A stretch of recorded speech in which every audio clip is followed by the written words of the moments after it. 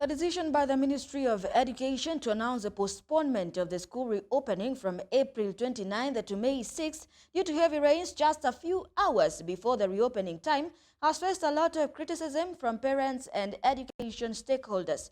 Education Cabinet Secretary Ezekiel Machogu made the announcement around 1 a.m. on Monday, stating that the government has pushed the school opening dates for a week due to the ongoing heavy rains across the country. Here are the details.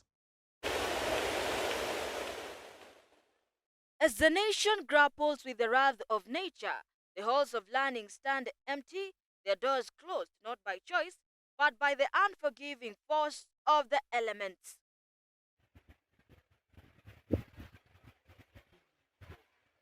The Ministry of Education has come under fire for its 11th hour decision to delay reopening of schools by 1 week. The announcement made by Education Cabinet Secretary Ezekiel Machogu in the early hours of Monday morning has left many parents and education stakeholders frustrated and disappointed.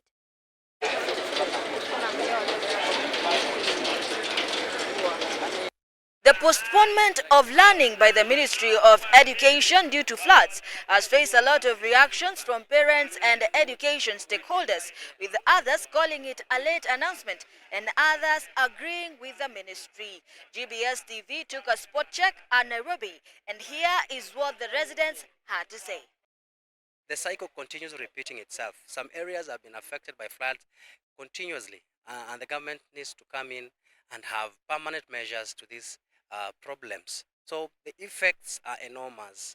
The students will be affected. Some of them have already died. You've already heard that some places we receive news every time that people have died, parents have died, people are moved. Some parents have moved to schools for shelter. They are missing food. Red Crosses are trying, but the effects are enormous, and our government needs to be intentional in what they need to do. Today I was a bit disappointed with the announcement of the CES for education, especially on the postponement of education. I have two different feelings about the same. The first one is that it might have done in good faith for the safety of our children.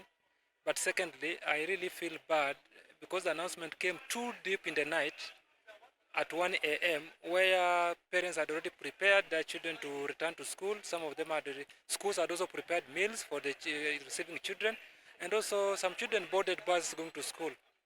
Mi naweza advise kama watoto mvua si mbaya, lakini hao watoto wanaenda shule mi kwa maoni yangu ni wangojea kwanza mafuriko iishe ndio warudi shule. In a statement to newsrooms, Education Cabinet Secretary Ezekiel Machogu announced the government's decision to postpone school reopening by a week due to widespread flooding.